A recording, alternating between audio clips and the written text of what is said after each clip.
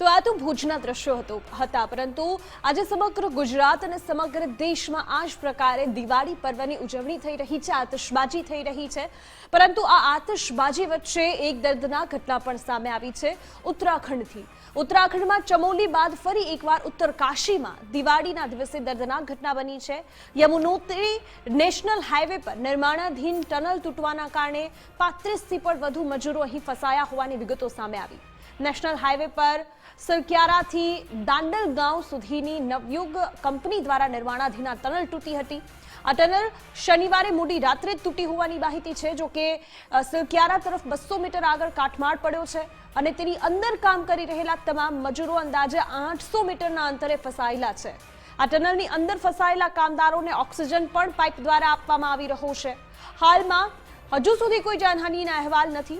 ઘટનાની માહિતી મળતાની સાથે જિલ્લા મુખ્યાલયમાંથી રાહત અને બચાવ ટુકડીઓને પણ દુર્ઘટના સ્થળ પર મોકલવામાં આવી હતી અને રાહત તેમજ બચાવ કામ ચાલુ કરવામાં આવ્યું હતું। પરંતુ જે રીતે આપણે ગુજરાતમાં બ્રિજની ઘટનાઓ જોઈ રહ્યા છે, અહીં તો ટનલની ઘટના અને ઉત્તરાખંડમાં જે રીતે ભૂસ્ખલનની ઘટનાઓ સતત વધી રહી છે અને આ જ રીતે ટનલ બનાવવાના કારણે જે જમીન છે તે નબળી થઈ રહી હોય અને ધસી પડતી હોય તેવા ઘણા બધા અહેવાલો પણ સામે આવી રહ્યા છે। પરંતુ આ પ્રકારે સતત બની રહેલા ટનલના કારણે ઉત્તરાખંડની જમીન ભારે નુકસાન પામી રહી છે અને આ પ્રકારની ઘટનાઓમાં અનેક લોકો જીવના જોખમમાં તોળાઈ રહ્યા છે। પરંતુ આખી ઘટનાને લઈને વધુ અપડેટ મેળવીશું અમારા સંવાદદાતા પાસેથી। દેવનાથ પાંડે અમારી સાથે જોડાઈ ગયા છે। દેવનાથ પાસે જઈએ પહેલા આ ઘટના જે બની છે તેને લઈને ત્યાં હાજર લોકોનું શું કહેવું છે, પહેલા તે સાંભળી લઈએ। मेरी लगातार जब से घटना की जानकारी मिली है तब से मैं लगातार सभी के संपर्क में हूं। वहां के जिले के प्रशासन के लोगों से, कमिश्नरी के लोग, हमारे आपदा प्रबंधन के लोग, सारे लोग आपदा के काम में लगे हैं, रेस्क्यू के काम में लगे हैं, बचाव के काम में लगे हैं और एनडीआरएफ, एसडीआरएफ सभी मौके पर पहुंच गए हैं और भगवान से प्रार्थना करते हैं हम कि जल्दी सभी सकुशल जो है वापस आए। देखिए, जो लेटेस्ट अपडेट ये है कि अभी यहाँ पे पुलिस फोर्स और एनडीआरएफ, एसडीआरएफ पहुंच चुके हैं मौके पर। जो अभी मेरी बात हुई है यहाँ पे जो जिम्मेदार अधिकारी हैं NHIDCL के, तो उनके द्वारा ये बताया गया है कि टोटल 36 जो है उनके रिकॉर्ड के हिसाब से जो है अंदर अभी ट्रैप्ड है। और ये सूचना जो है तड़के जल्दी की बताई जा रही है, 6-7 बजे के लगभग की। और ये जो आप देख रहे हैं ये स्टार्टिंग पॉइंट है टनल का, इससे लगभग 200 मीटर आगे की घटना है जिसमें 50 मीटर का जो प्रोजेक्शन है टनल का ऊपर से वो धंस गया है। तो अभी जो है हम जो भी इक्विपमेंट्स है, मशीनरी है, वो सब यहाँ पे रोप इन कर लिया गया है और जो रेस्क्यू है वो युद्ध स्तर पे चल रहा है और इसको जल्दी खत्म कर लिया जाएगा और सबको सेफली निकाल लिया जाएगा। जो एक ऑक्सीजन पाइप जो है अंदर पहुँचा दिया गया है और ऑलरेडी ऑक्सीजन अंदर है, तो मोस्ट प्रोबेबली जो है वो सेफ होंगे। अभी कोई जनहानि या कैजुअलिटी कोई सूचना नहीं है। દેવનાથ જોડાયેલા છે અમારી સાથે। દેવનાથ, જે આખી દુર્ઘટના ઉત્તરાખંડથી અને ઉત્તરકાશીથી સામે આવી છે, હાલ તેને લઈને શું વધુ અપડેટ છે અને બચાવ કામગીરી ક્યાં પહોંચી છે?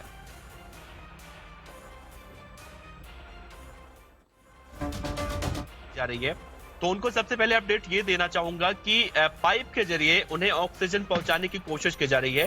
एनडीआरएफ और एसडीआरएफ की टीमें लगातार वहां पर लगी हैं। चूंकि ये सुरंग का जो हिस्सा था तो शुरुआती दौर में ही वो मलबा जो है भूस्खलन की वजह से गिरा है, जिसके बाद ये तो कहा जा सकता है, वहां की सरकार भी अब ये कह रही है कि अभी किसी के हताहत होने की कोई खबर नहीं है। मजदूर वहां से जहां पर मलबा गिरा था वहां से काफी दूर पर काम कर रहे थे, तो इससे उन्हें जो ऑक्सीजन की समस्या हो रही है उससे जो है लोकल पुलिस और एनडीआरएफ, एसडीआरएफ की सहायता से उन्हें बचाने की पूरी कोशिश की जा रही है। और जिस तरह से उत्तराखंड के मुख्यमंत्री ने भी साफ तौर से उनके बयान में यही कहा है कि जैसे उन्हें इस घटना की जानकारी मिली वो लगातार इस पूरे घटना की समीक्षा कर रहे हैं और पल पल की रिपोर्ट भी ले रहे हैं। और साथ में ये भी कहा गया है कि बहुत जल्दी ही इस घटना से, इस समस्या से निजात पा लिया जाएगा और जितने भी मजदूर भाई वहां पर फंसे हैं उनको सबको बचा लिया जाएगा। और ऐसा संभव भी है, मुमकिन भी है, क्योंकि अगर वो मलबा वहां पर ना गिर के जहां मजदूर काम कर रहे थे, जहां पर काम चल रहा था, वहां पर गिरता तो शायद अनहोनी और भी ज्यादा हो सकती थी।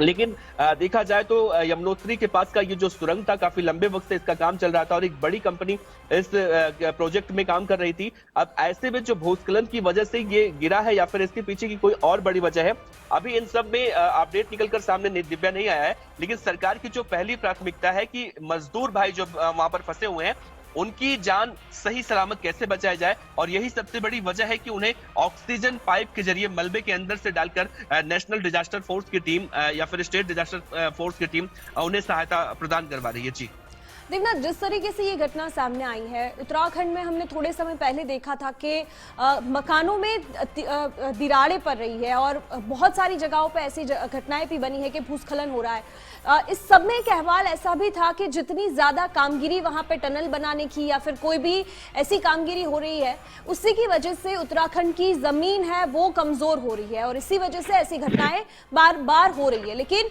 इस बड़े घटना के बाद भी सवाल तो यही उठ रहा है कि क्या इसमें भी कोई भ्रष्टाचार हुआ था या फिर जो विकास अभी वहां पे हो रहा है जंगल की जमीन पे ना होना चाहिए वैसा हो रहा है और इसी वजह से ऐसी घटनाएं बन रही है। देखिए दिव्या, अगर हम पहाड़ों पर घरों की बात कर लें तो जब भूस्खलन होता है, खासतौर से इन महीनों में जब देखने को मिलता है, तो ऐसे सवाल लगातार उठते हैं और उठने लाजमी भी हैं।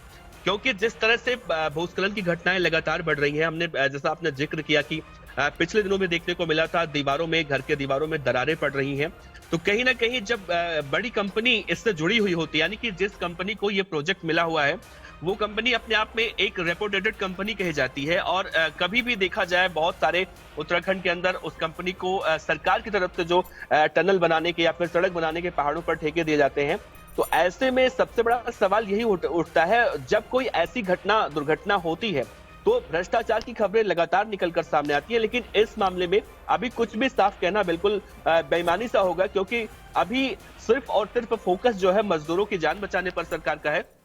इसके बाद जब जांच कमेटी बनाई जाएगी, यानी कि देखा जाए तो जो प्रवेश द्वार है इस टनल का 200 मीटर की दूरी पर यह घटना हुआ है और मजदूर बताए जा रहे हैं 2800 मीटर सुरंग के अंदर, यानी कि वहां से उनकी दूरी काफी ज्यादा थी।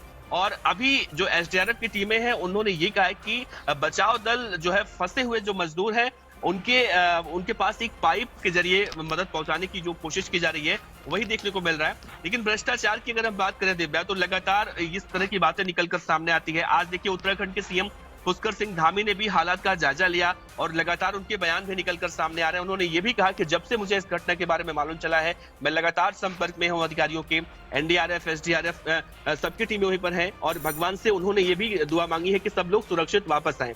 तो सरकार की पहली प्राथमिकता यही है कि जितने भी मजदूर भाई वहां पर फंसे हैं उनको निकाला जाए पहले, बाकी जो जांच पड़ताल है उसके लिए कमेटी बनाई जाएगी या फिर जो हमें हमेशा देखने को मिलता है वो देखने को मिल सकता है। जी जी देवनाथ, जानकारी के लिए धन्यवाद।